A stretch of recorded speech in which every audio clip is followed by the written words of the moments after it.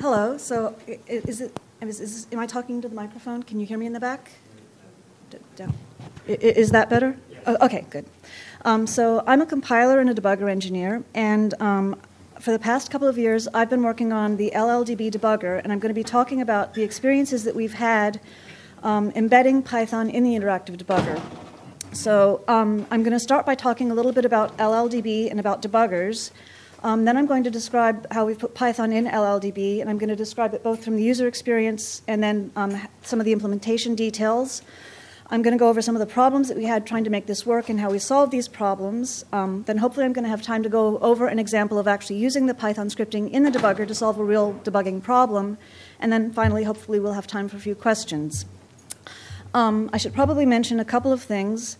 I tend to talk very quickly, especially when I'm nervous. So if I start talking way too fast, raise your hands and I'll try to slow down. And the other thing is that I was a complete Python newbie when I started. I still feel like a Python newbie, so there are probably better ways of doing what we've done, and I'll be very happy to hear about that later on. But if you're wondering why did we do it that way, it's because I didn't know what I was doing when I started. All right? So what is LLDB? LLDB is part of the LLVM project. LLVM is an open source compiler and tools technology project. It was started at the University of Illinois. It's actually a library of compiler tools and technologies, so people link to it, and they do a lot of research projects are using the LLVM compiler for doing their compiler research.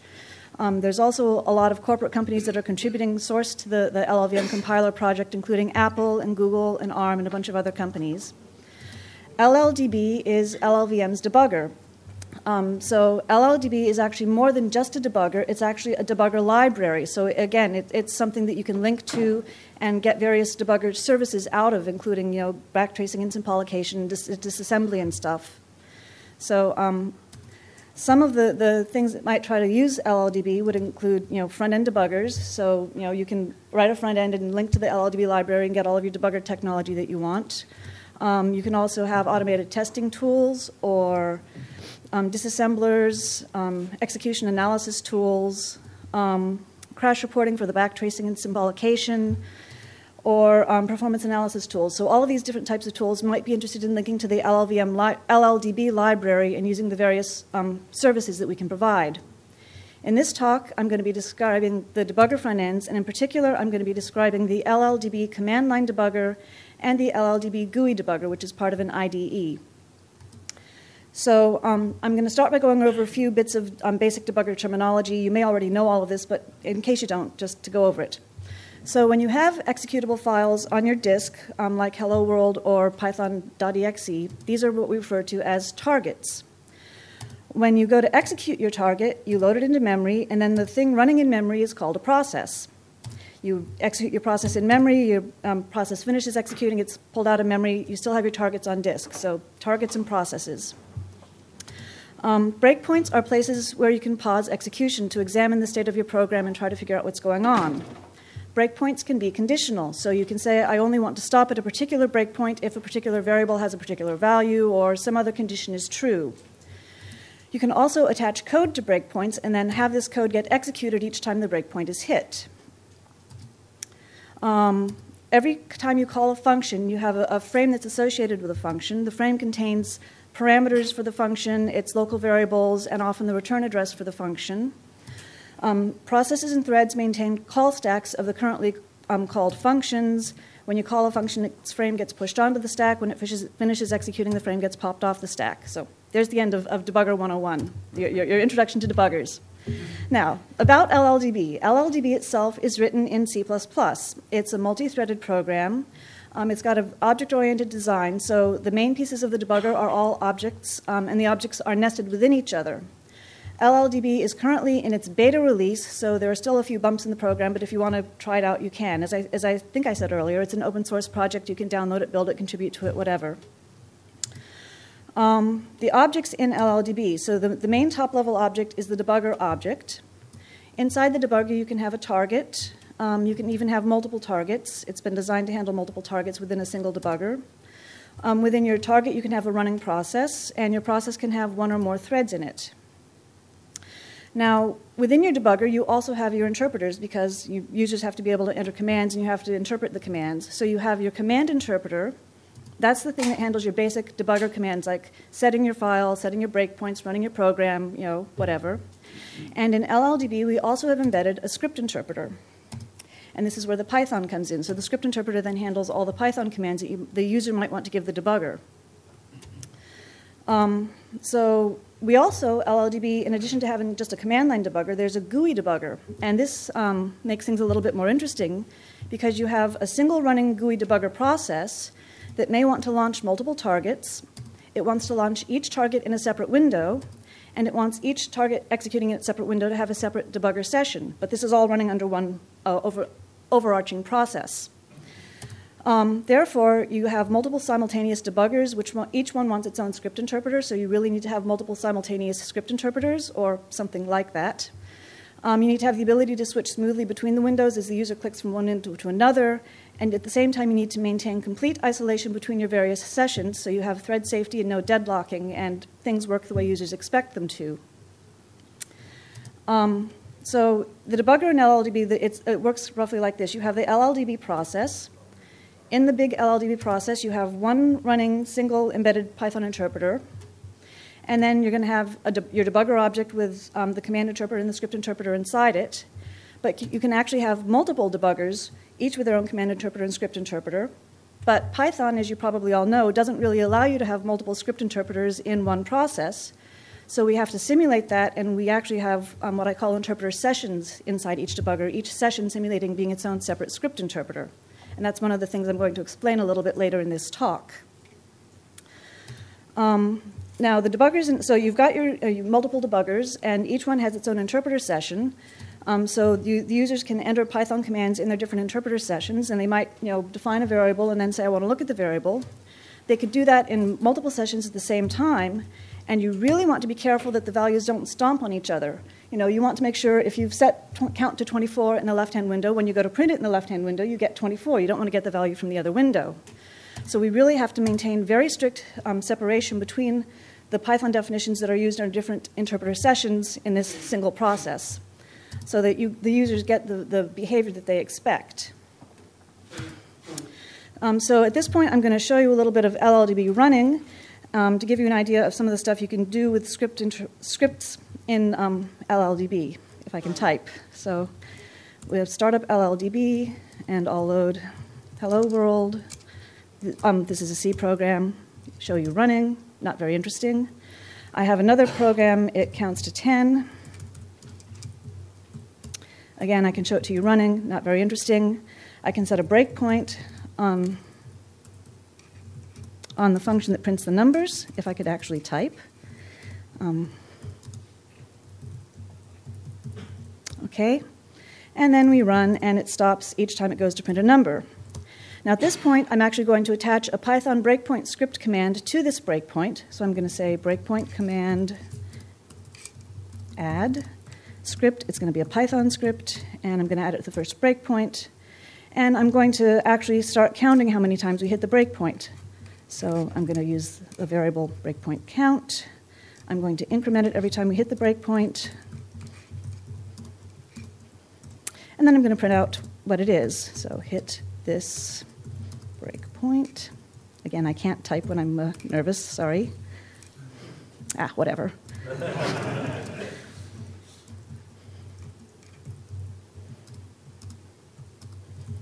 Okay, so, and now we're done with our script. Great. I mistyped it.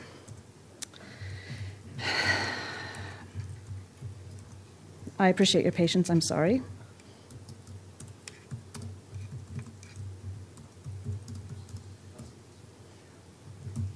We'll just print the breakpoint itself.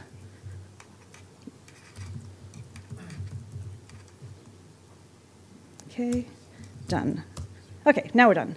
Now I can continue executing, and we didn't seem to print out the breakpoint number. Well, let's ask Python what breakpoint count is, and it tells us it doesn't know what it is.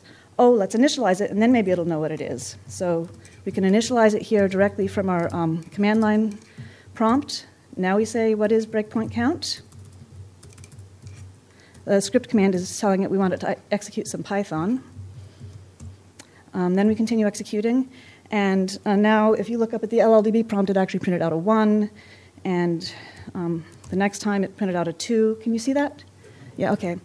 And now I can say I want to drop into the script interpreter. And this is like having Python at your Unix prompt, but you're inside LLDB. I can say print breakpoint count. It says it's 3. I can say that's not interesting. Let's change it. So I'm going to say breakpoint count equals 28. Get out of the script interpreter and continue executing. And it's now up at 29, 30, 31. So we actually have Python accessible from all these different places inside LLDB. So that's a real fast demo of using it. Now I'm going to get back to the main talk. So now I'm going to show you, talk a little bit more about the implementation and the uses of Python in LLDB. So the first question, obviously, is why did we want to have Python scripting in a debugger at all? And one of the answers is that you can start using it to set really useful conditional breakpoints, because the Python will allow you to get a hold of your debugger objects, and then you can query information out of them. So you can do things like say, I want to set a breakpoint, and then I only want to stop at that breakpoint when it's called by a particular function. So if you have a library routine that you want to set your breakpoint in, and it's called all over the place, but you really only want to stop in that library function when it's called from a couple places in your code, you can now say, only stop here when the calling function has a particular name, or when the calling function's arguments have particular values. If you're doing multi-threaded debugging, you can also say, I only want to stop at this breakpoint if it's being hit by a particular thread. You can even record the thread ID in a Python variable and then say, I only want to stop at this breakpoint when it's being hit by the same thread that hit it last time. In addition to setting conditional breakpoints using Python, you can also use, oops, got ahead of myself. You can use Python to help traverse your dynamic data structures. So if you have a huge binary tree or a linked list or heap or something like that, and there's thousands of nodes, but there seems to be a problem in one of your data nodes and you're trying to find that node, now you can write yourself a Python script that's going to traverse your data structure, find the node, it can report the path to the node, it can record all kinds of information about your data structure, and take you right to where the problem is. You can also use Python to record things like register values when you hit your breakpoints. You can record your register values and your local variables. You can use the Python file stuff to write it out to a file. Yes? I'm just curious about.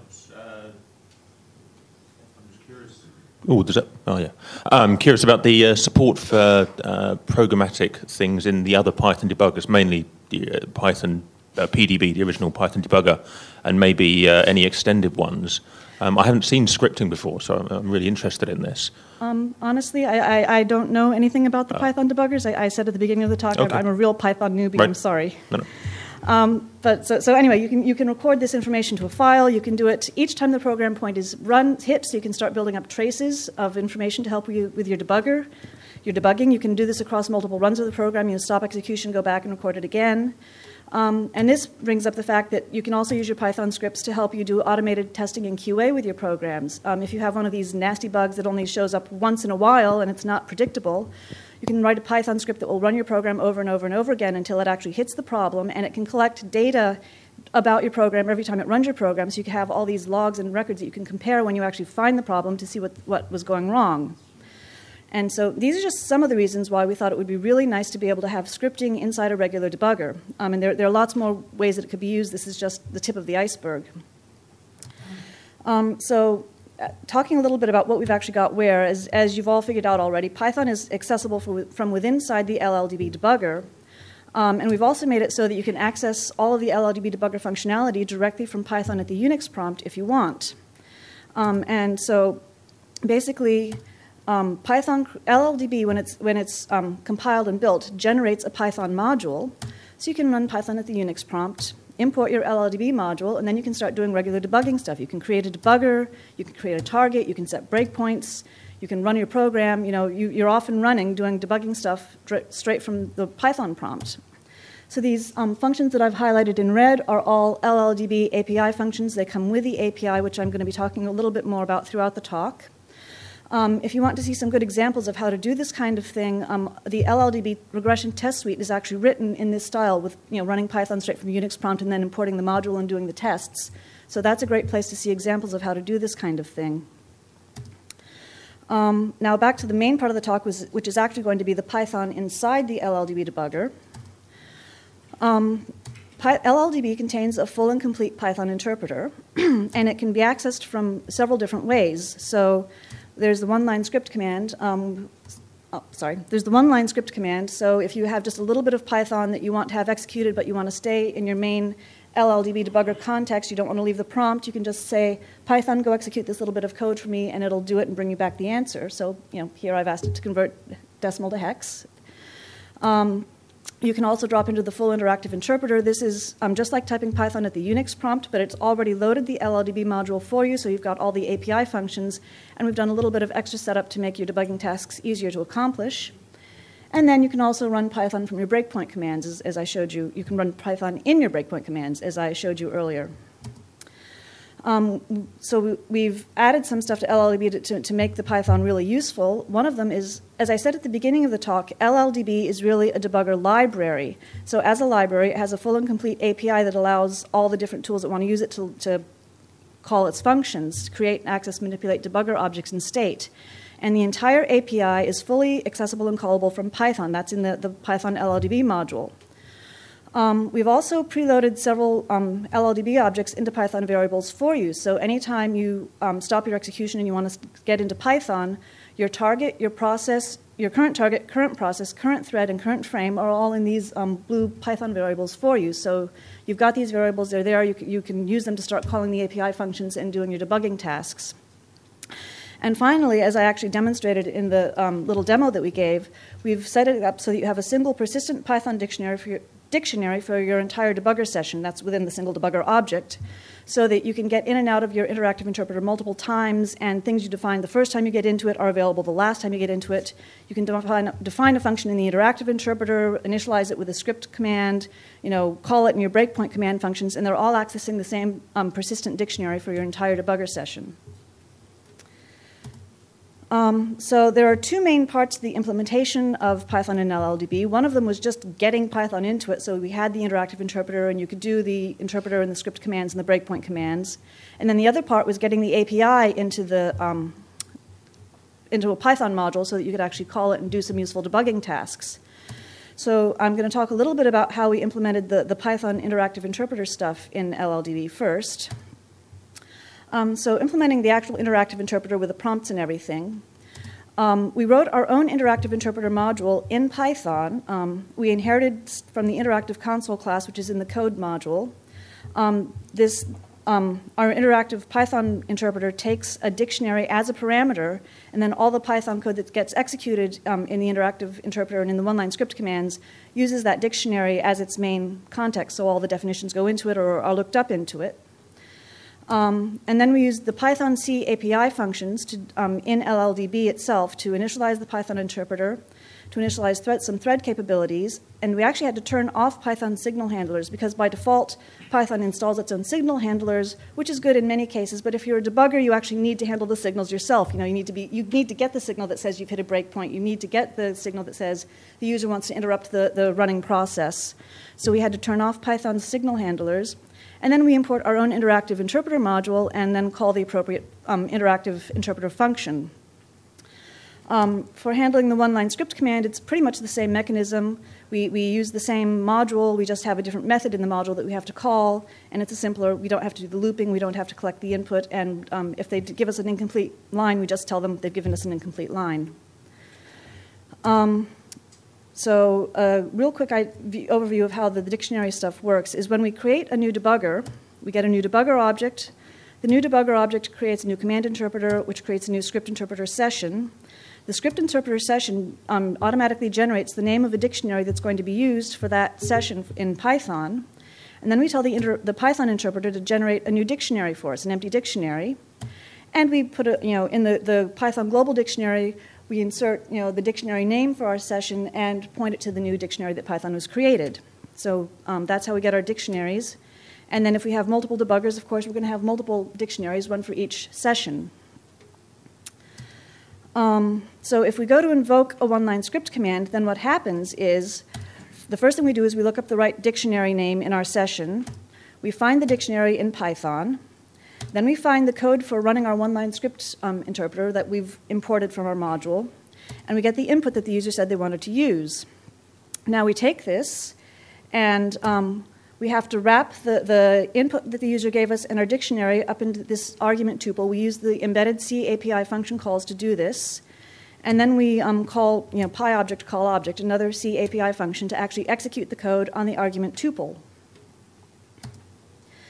If we're calling the interactive interpreter, it's a similar idea but a little bit different. Again, we look up the dictionary name first off, and then we create a string that's going to call our interactive interpreter. Python run interpreter is the name of our method in our module that runs the interactive interpreter for us, and we fill in the name of the dictionary that it's supposed to run with. And then we call the C API function pyrunSimpleString on this string we've created, and it executes our method using the right dictionary. Now, we actually had to do a little bit more. We had to do some I/O setup and some I/O cleanup. And the reason for this is that Python really, really, really, really wants to use stood in and stood out for all of its I/O. And when we're using the graphical user interface, and we've got 3 different windows with 3 different script interpreter sessions, we want to be able to say this I/O goes to this window, and this I/O goes to this window, and this I/O goes to this window. So we actually had to redirect sys stood in and sys stood out before we could call the interactive interpreter, and we also then had to reset them after we called the interactive interpreter. And we also had to do some funny stuff with TermIOS to deal with Control D, but that's another matter. So then, now breakpoint script commands work a little bit differently. So I'll be talking about them for a little bit. So when you go to add a breakpoint script command in LLDB, it prompts you for your Python. You enter your Python script, and it looks like you've just entered normal Python. Behind the scenes, LLDB is going to take what you wrote and wrap it up in a Python function and give it some obscure name so that hopefully the user won't accidentally recreate this name. And we also pass in 2 more of these Python variables that we load with LLDB objects. So in particular, you're going to get the frame and the breakpoint location object for wherever the breakpoint was hit. And then you can, when the breakpoint is hit, LLDB loads those objects into Python variables and calls the Python function with them.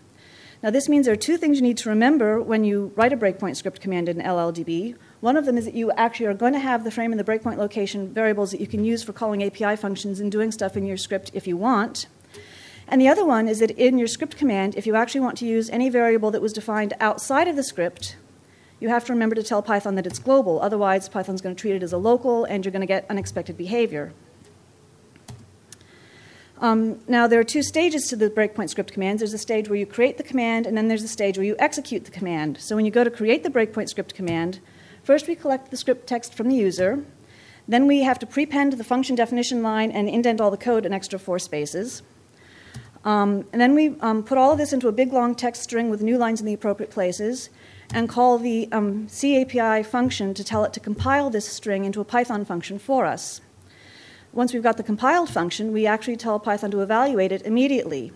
And what this does is if the user's given us a valid function definition, then it stuffs the function definition straight into the global dictionary immediately for us.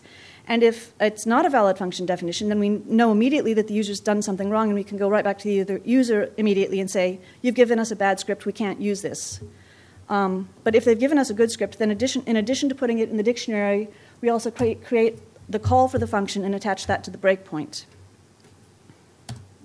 Now, when the breakpoint gets hit and you actually want to call the function, again, we have to look up the dictionary in the script session.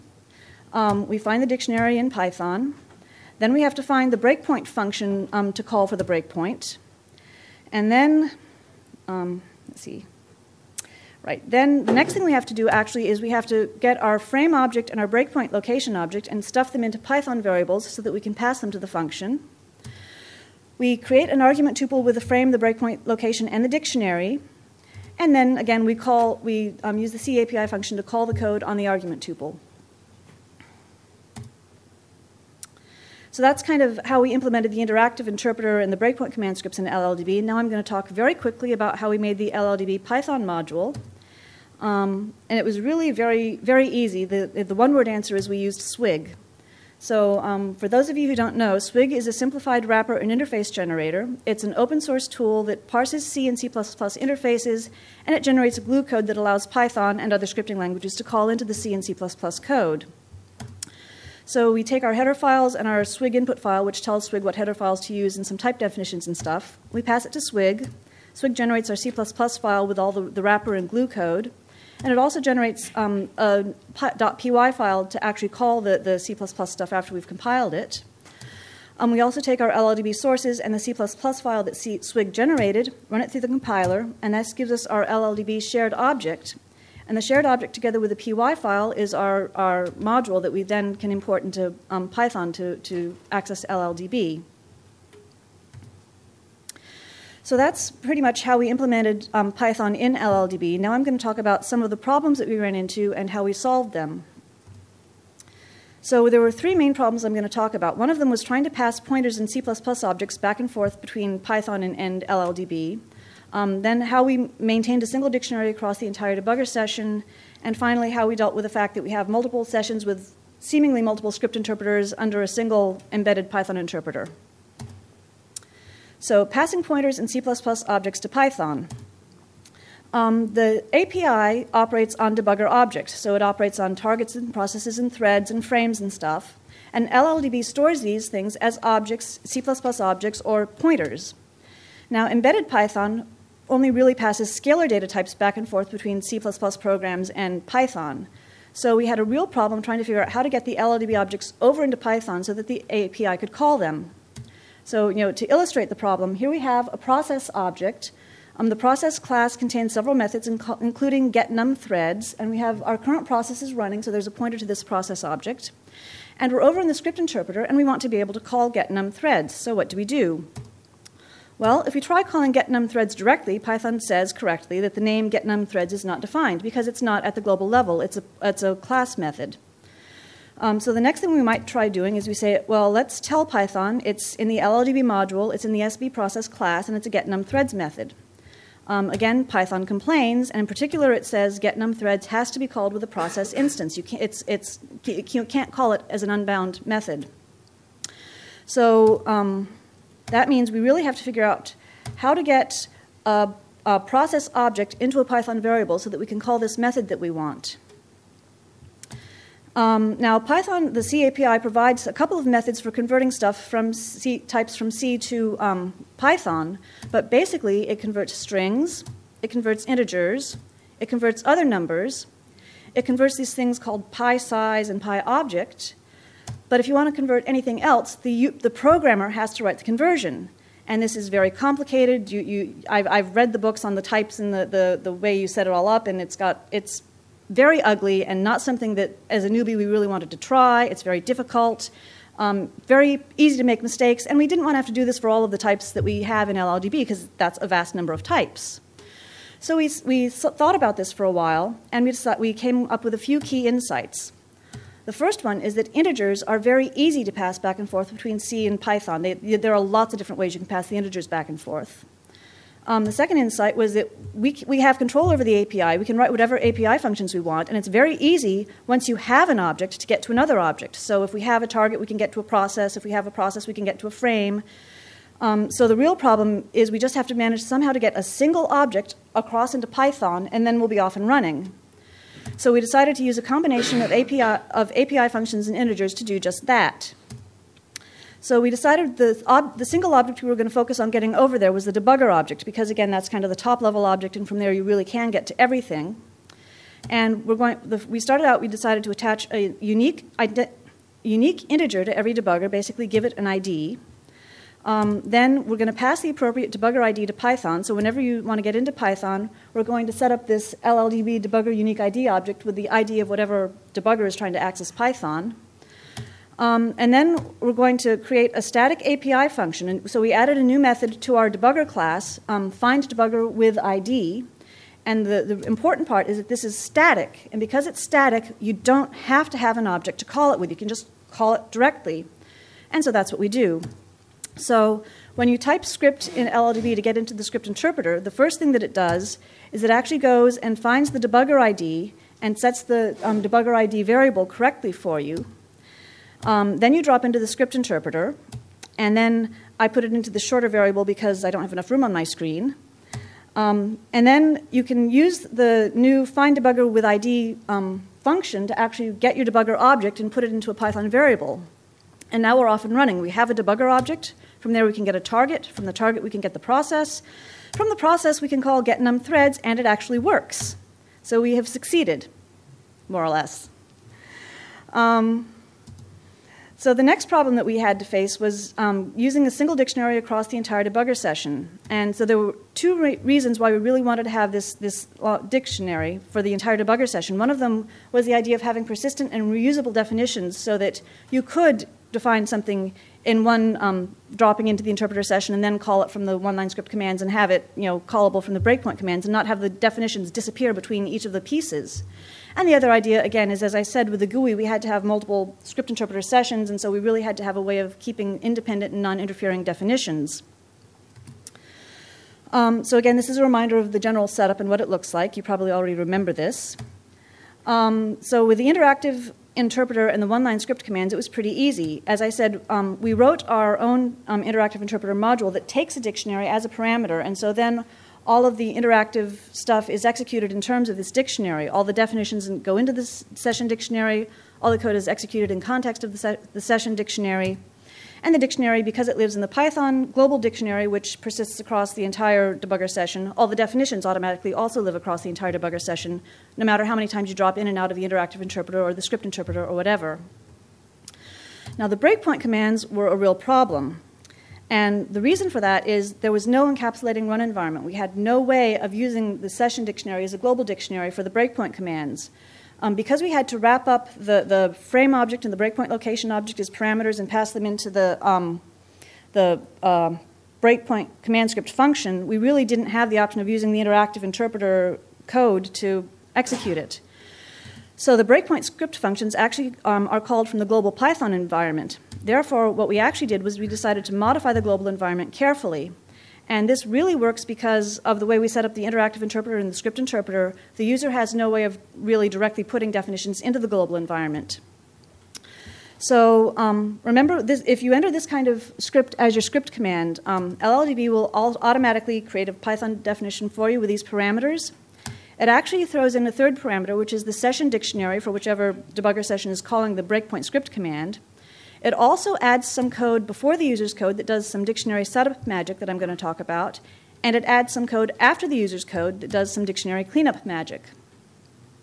So the dictionary setup magic works like this. Going into the user's script, we have our global dictionary with its values, and we have our session dictionary with its values.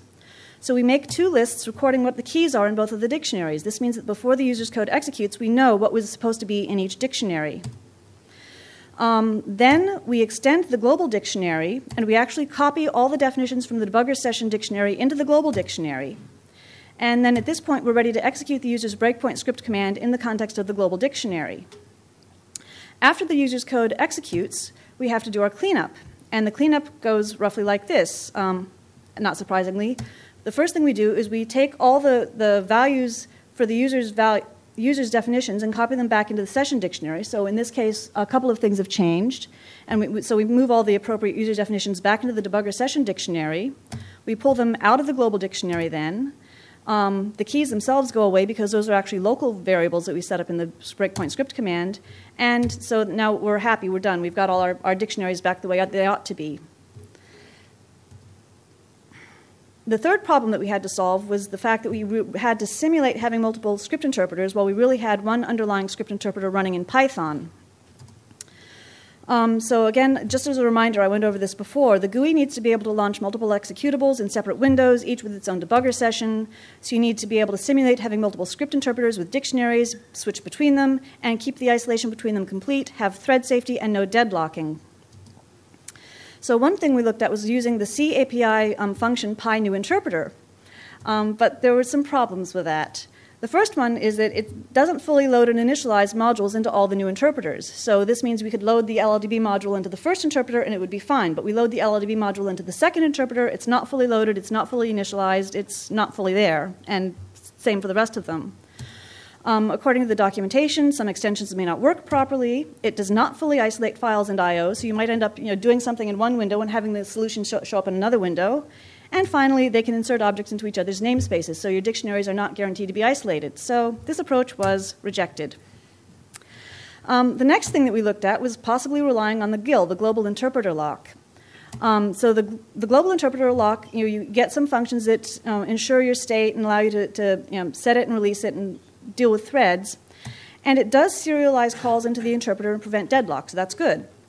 However, it could release the lock too soon. The GIL decides, okay, this thing's had the lock for a little bit of time, I'm going to let it go and have something else have the lock. So if the user was in the script interpreter's, in the interactive interpreter over in this window, and this window hits a breakpoint script command, the GIL might suddenly decide, okay, you've had the lock long enough, I'm going to let you have the lock, and the breakpoint script command could start executing while the user's still doing stuff in their, while the user's trying to do stuff in their interactive interpreter session, and it could lead to problems.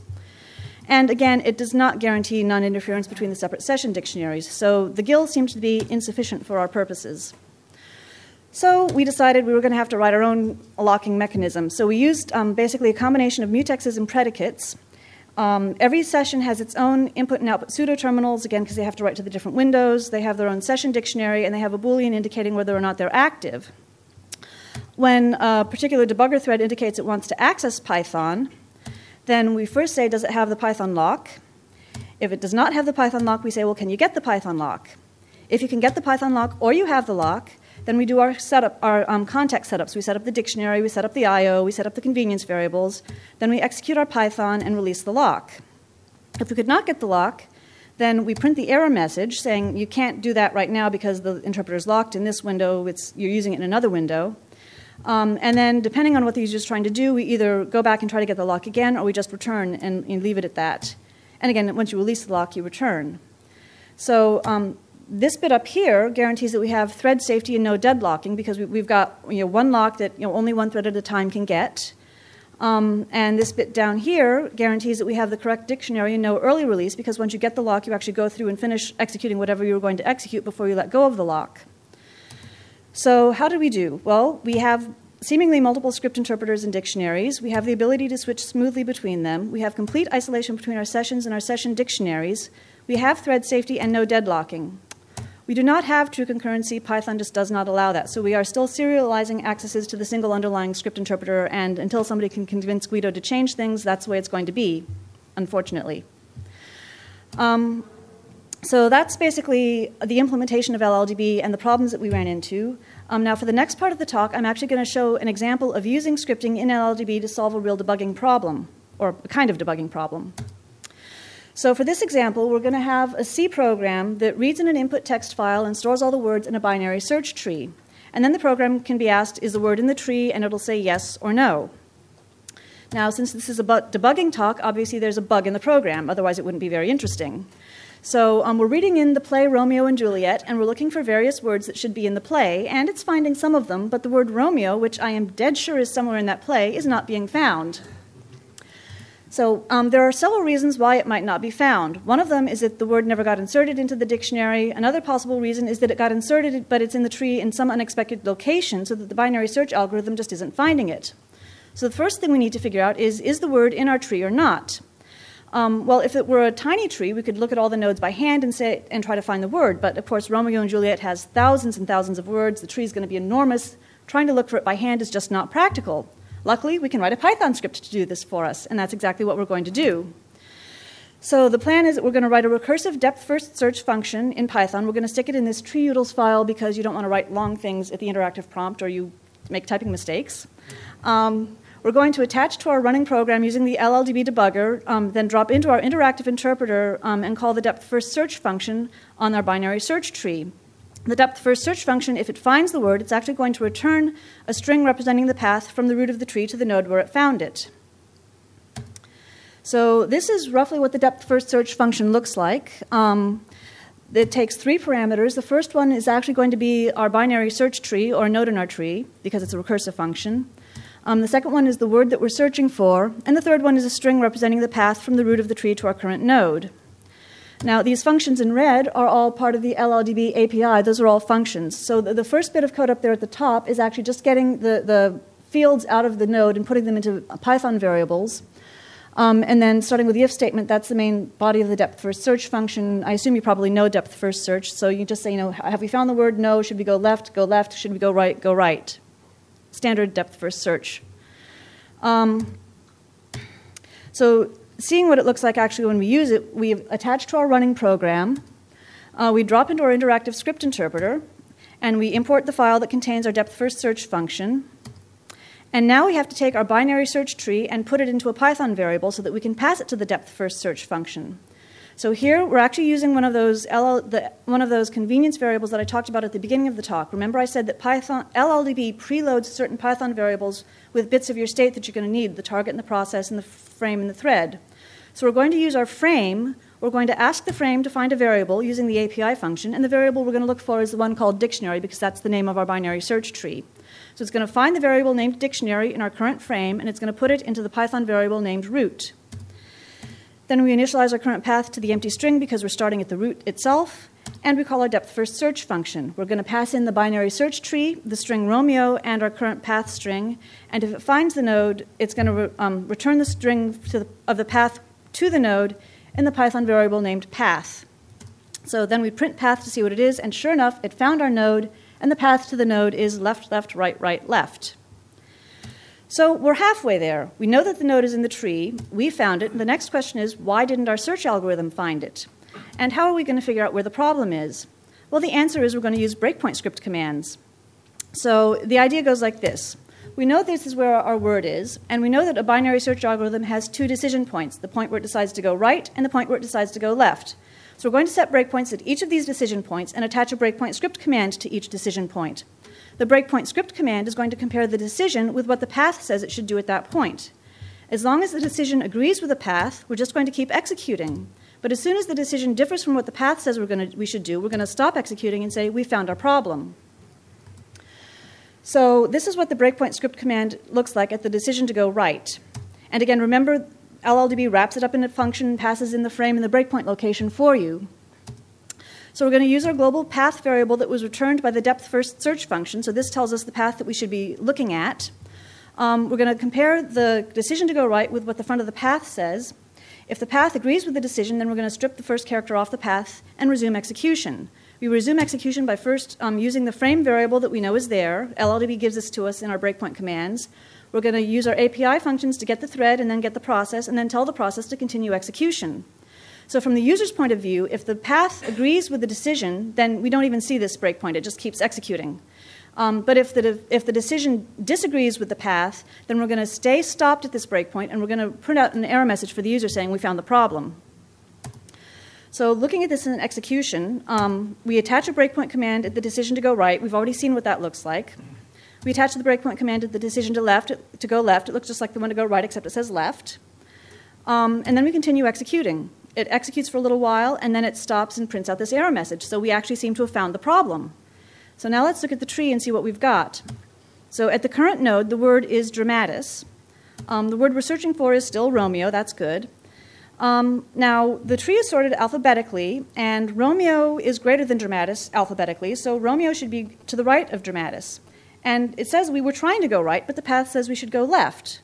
That seems a little bit odd, so we're going to ask Python again, print us the path from the current node to the word Romeo that you found. It says the path is left, left, right, right, left. And for those of you who are observant, you will notice that this means we actually have a problem in the very first node of our tree, because the path hasn't changed yet. So we say, OK, let's find out what we actually have left, left, right, right, left from here. And we look at that, and it's the word Romeo. But look at this. We have an uppercase R versus a lowercase r. Our program contains a case conversion problem, and that is the bug. So basically, that's the end of my example of how you might use Python scripting to solve a real debugging problem if you're trying to find a problem in your program. So in summary, I've shown you, hopefully, that embedding Python in a debugger gives the users a great deal of power and the ability to do a lot of really cool, useful stuff that they couldn't do without a scripting Python ability in their debugger. I've shown you how we solved a couple problems, including passing pointers and objects between C and C++ and Python, and also how we managed to maintain the fiction of having multiple separate Python interpreters with really a single underlying interpreter running. If you want more information, that you can always go to the LLDB website there. There's a full project description. You can download the code and look at it. If you want to look at the API, you could look at the header files. That's the best place to examine it. There's also the scripting example that I went over at the end. There's a link to the example on the web page with more explanations and descriptions if you want. And there's a link to the developer's mailing list. So at this point, I think I'm ready for questions and comments. Yes?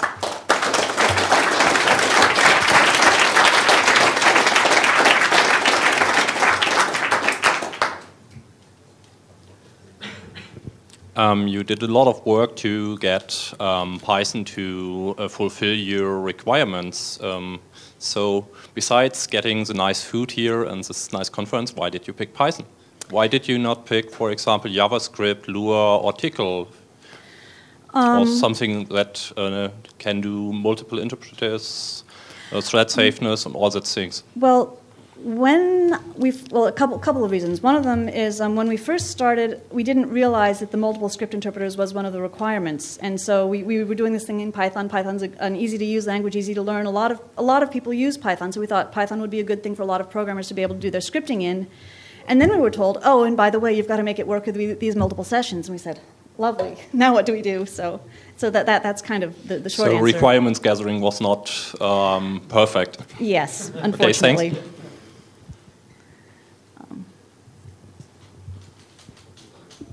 Just a quick question about LLDB. Can it be used easily to debug programs that haven't been compiled with LLVM?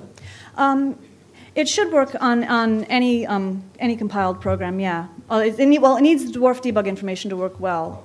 But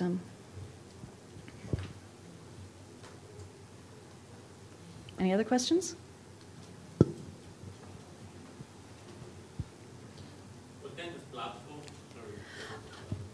Okay, currently it runs best on Mac OS X. I didn't say, but most of this development actually happened at Apple. But it's also, there are some developers who have been working on a port to Linux, and I believe the Linux port is either fully functional or almost fully functional. So Linux and Mac OS X now, and we'd like to get it onto Windows and some others, but that's what we've got at the moment.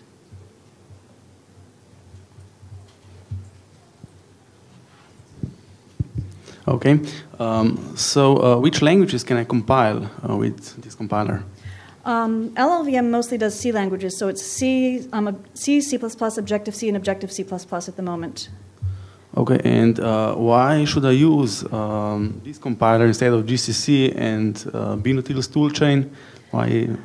Okay, a couple reasons. LLVM, the LLVM compiler, it does a better job of optimizing than GCC. It's a much more modern compiler, so it's got a much better, more coherent design. It's got more advanced optimizations. It runs more efficiently. You know, there are a lot of good reasons for using LLVM, and LLDB actually takes a lot of advantage of LLVM. So when you have both LLDB and LLVM on your system, for example, LLDB uses the LLVM parser to parse all the C expressions in the debugger. So we didn't try to write our own C and C++ parser, and we didn't try to write our own. We actually used some of the JIT abilities in the LLVM compiler to do some stuff in LLDB. So we have some JIT code. I didn't show it to you, but there's an expression command in here where you can actually write a C or C++ expression, have it JITted and executed in your code. So you can do all kinds of very useful stuff with that. Okay, and for which architectures can I use this compiler? Is it only for the Intel CPU, or can I use it for ARM or some other? Oh, definitely works for ARM and Intel, and I'm not sure of all. I'm less sure of the backends that the compiler works for. I've been working largely on the debugger side, but I believe it works across a wide variety of backends. I go to the website and check. I'm sorry, but okay. It works on an awful lot of backends. So LLVM has been around a lot longer than LLDB, and so it's a much more mature product. As I said, LLDB is still in the beta release version. So. Okay, thanks.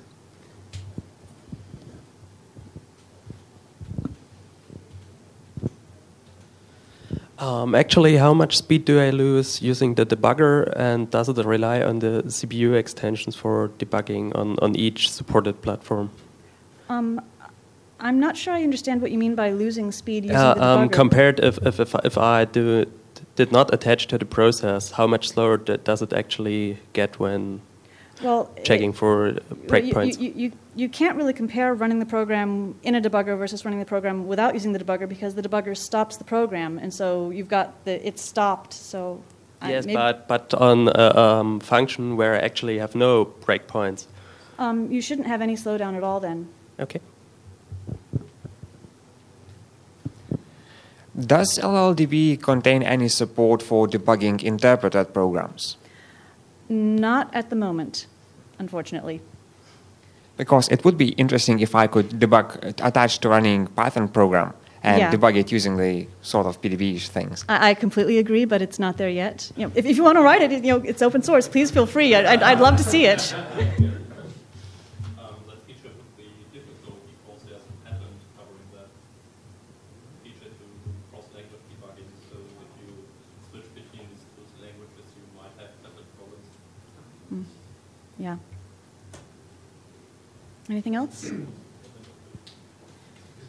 Did you consider using anything else than Swig? No, we weren't really aware of anything besides Swig at the time. I repeat, we were newbies and did what we could figure out. And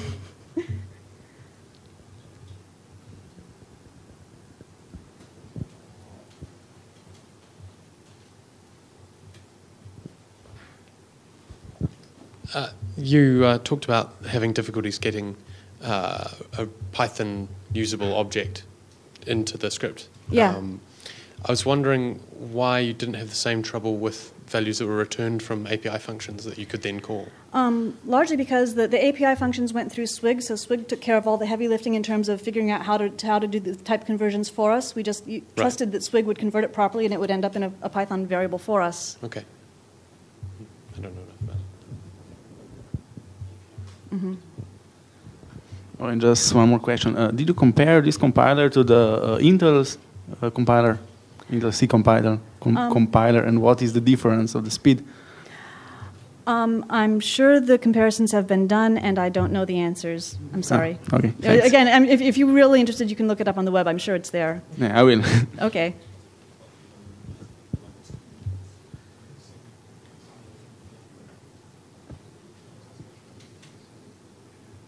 No more questions? Okay, so thank you.